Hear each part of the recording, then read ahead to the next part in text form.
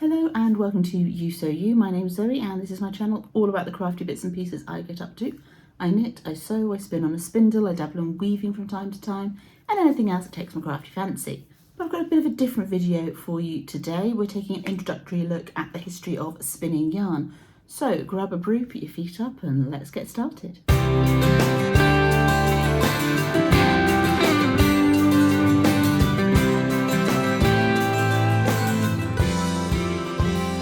Welcome back to any returning viewers and to any new viewers, a very warm welcome to you. Now, as I mentioned at the opening to this video, we're looking into the history of spinning yarn today, and if you've been hanging out with me for even a little while, you'll know that I'm a spindle spinner, so this is a subject of interest to me. And I realise that some of you out there watching today will already be spinners and know some of the things that I'm about to share. I'm going to make the assumption, however, that there are people watching who have no knowledge or experience with spinning, just to make sure that I'm covering all of my bases. Now, I have a small selection of drop spindles, including a Turkish spindle and a Juzheng. And my most recent acquisition is a Tibetan supported spindle, which is my first support spindle. I don't yet own a wheel, maybe one day. The process of spinning yarn, however, regardless of the tools that you are using, uses the same principles. It does take practice to develop consistency and to learn to work with all of the different fibres that are available and that you might choose to spin with. It all follows the same rules, same principles. So yarn can be made from animal fibres such as sheep's wool and alpaca, plant fibres like bamboo and nettle, or man-made fibres such as acrylic and nylon. Although the latter group is a modern development, and of course there are some environmental concerns to bear in mind when working with man-made fibres, and indeed some plant-based fibres depending on how they've been processed. But that's a discussion for another day. By twisting bundles of fibre together, the spinner creates yarn or thread that can then be used to weave fabric or sew materials together. So the basic principles of spinning are that you draft or draw out the fibre so that it is thin enough, and then you add twist to it. You draft and you add twist. So where, when and how did humans start creating yarn? Well, the answer to that is not all that clear to see. As soon as humans realised they needed to clothe themselves for survival, they will have needed some way to connect materials together. There are, of course, many other uses for twisted fibre beyond thread and yarn, such as rope, which would have been vital to the survival of early humans. So the first question that we need to answer is, what do we class as thread or yarn?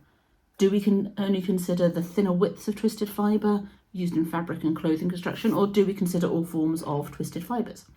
In either case, the thread and yarn we use today shows remarkable structural similarities to cordage, which was used in Stone Age. Cordage is created by hand and usually from plant fibres such as nettle. The fibres are twisted in strands and then plied together in the opposite direction until the desired length has been reached. It's very much a ply-on-the-fly style technique, with the process of twisting and plying being carried out simultaneously. The cordage could then be used to tie things together or knotted into nets. For more detailed instructions on how to create cordage by hand and how to use it, I would recommend Sally Pointer's channel here on YouTube.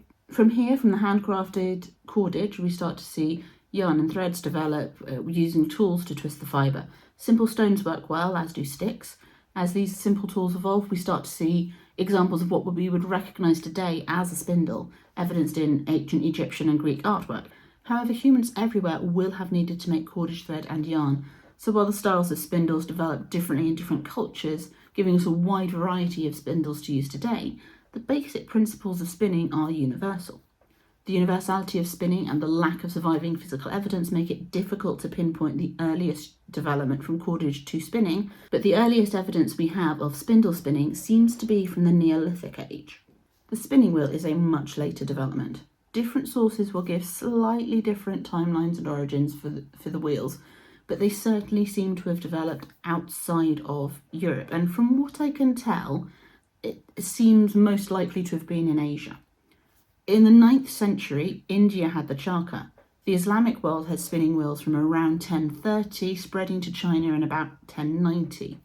The earliest depiction in art of a spinning wheel that I found mention of comes from China in about 1270. With the earliest wheels reaching Europe in the 13th or 14th century. These early European wheels, known as great wheels, were spindle wheels, meaning that the fibre is spun off the point of the spindle rather than using the flyer and bobbin of the more familiar modern wheels that developed in the late 15th century in and around Germany. So which is better, spinning wheels or spindles? Well, spinning wheels are generally believed to be faster to spin with than spindles, allowing for more fibre to be processed into yarn in the same amount of time. Since wheels are machines and spindles are tools, there is also an argument to be made that wheels may be easier to produce more consistent yarns on than a spindle. Spindles, on the other hand, are more affordable. You can pick up a spindle for around £20 to £30, whilst a new spinning wheel will cost a few hundred. This makes spindle spinning a far more accessible entrance point to spinning. Spindles are also portable. You can pick up your spindle and your fibre and take it with you, just as you would a knitting project or a book, and fit in a little bit of spinning as you go about your day. It's even possible to spindle whilst walking, not that I've tried that myself. This means you can multitask with a spindle. By contrast, spinning wheels require you to remain in one location as you sit by the wheel to treadle in order to produce your yarn. Spindles also take up far less space, so in a small or shared home, they're easier to accommodate. Ultimately, it is a personal choice to make. Personally, I only have spindles at the moment. A wheel is simply not in my budget and would be tricky to fit in my small home. But it is something I would like to acquire in the future when finances and space allow. I can quite easily see me using both spindles and wheels, as many modern spinners do, depending on what and why I am spinning. I have spun yarn for a sweater on a spindle before, and I am planning to do so again, but it does take a fair bit of time. Sweater spins are projects I can see me migrating to a wheel once I have one, for speed and consistency reasons. Smaller projects, or projects I want to have the option to take with me out into the wild, I will stick to spindles for.